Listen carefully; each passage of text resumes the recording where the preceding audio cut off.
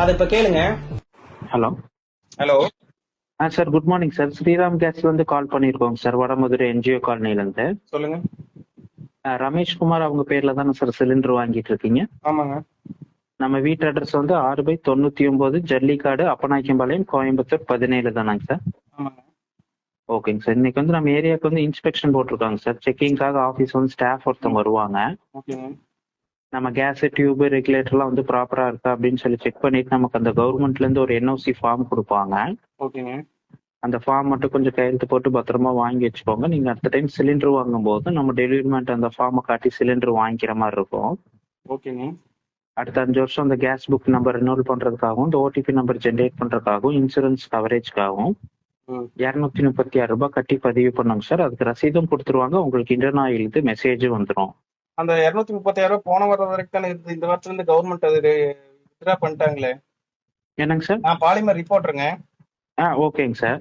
போன வாரம் வரைக்கும் தாங்க பணம் வாங்குற மாதிரி இருந்தது. இந்த வாரத்துல போன வாரத்தோடய நிப்பாட்டிட்டாங்களே எலெக்ஷனுக்காக. இல்லைங்க சார், இந்த எண்ட் மந்த் எண்ட் வரைக்குமே இருக்குங்க இல்ல சார். இல்லைங்க, நான் உங்களுக்கு வேணா ப்ரூஃப் தரட்டா? அது சர்க்கியூட் போட்டாங்களாங்க சார்? உங்க அது கூட தெரியாம எப்படிங்க ஏஜென்சி வச்சு நடத்திட்டு இருக்கீங்க? நான் வேணா இப்ப நான் பாலிமர் ரிப்போர்ட்னு சொல்றேன். நான் இப்ப இதை வச்சு ஒரு செய்தி போட்டேன்னா உங்க ஏஜென்சி தான் க்ளோஸ் ஆகும். பரவாயில்லையா சார்? எங்களுக்கு கொடுத்த தகவல் தாங்க சார். எங்களுக்கு வந்து இந்த ஓனர் இதுகிட்டே கேளுங்க.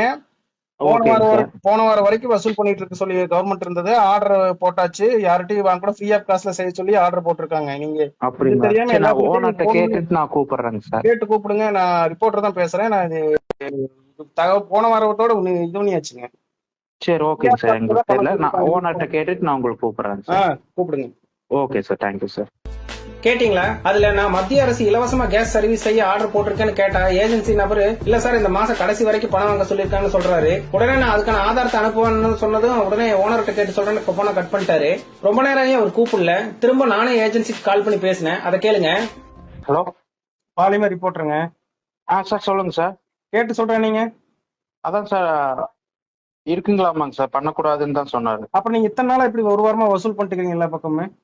ஒரு வாரமா இல்லைங்க சார், அது அவர் சொல்லல. அதனால நாங்க இப்ப பாக்குறது வசூல் பண்ணதை வச்சு செய்தி போடலாம் தெரியுமா?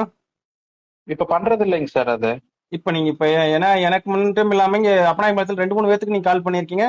எங்க அம்மாக்கு ஒரு லைன் இருக்கு, எங்க அம்மாக்கு கால் பண்ணிருக்கீங்க, இங்க பக்கத்துல கால் பண்ணிருக்கீங்க. உங்களுக்கு எல்லாமே சொல்லிருக்கீங்க. இன்னைக்கு இங்க நாங்க வர்றோம் 236 ரூபாய் நீங்க கொடுக்கணும்னு. அவன் இப்பதான் சார்கிட்ட கால் பண்ணாங்க சார். அவர்தான் சொன்னாரு வேண்டாம், அது பண்ணக்கூடாது, விட்டுரு அப்படின்னாரு. என்னங்க அசால்ட்டா எல்லாரோட ஆபீஸ் முன்னாடி அதை ஒட்ட சொல்லியிருக்காங்களே இல்ல சென்ட்ரல் கவர்மெண்ட்? என்னங்க சார்?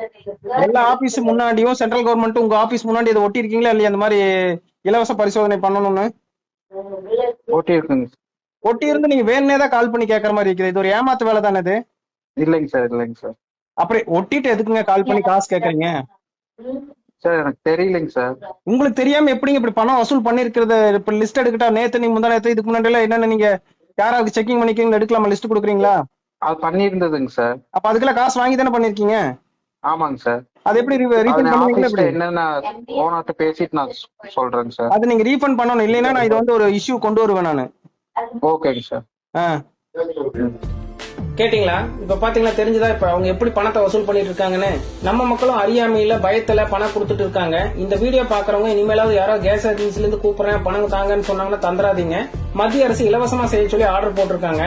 அதே போல ஏற்கனவே கடந்த 10 நாளுக்குள்ள பணம் கொடுத்திருந்தீங்கன்னா ஏஜென்சிக்கு போய் திரும்ப வாங்கிடுங்க. கொடுக்கலைன்னா புகார் கொடுங்க. இந்த வீடியோ எல்லாருக்கும் ஷேர் பண்ணி விடுங்க, விழிப்புணர்வா இருக்கட்டும். அதே போல அந்த ஏஜென்சிக்காரங்க தெரிஞ்சே தப்பு பண்ணியிருந்தா உரிய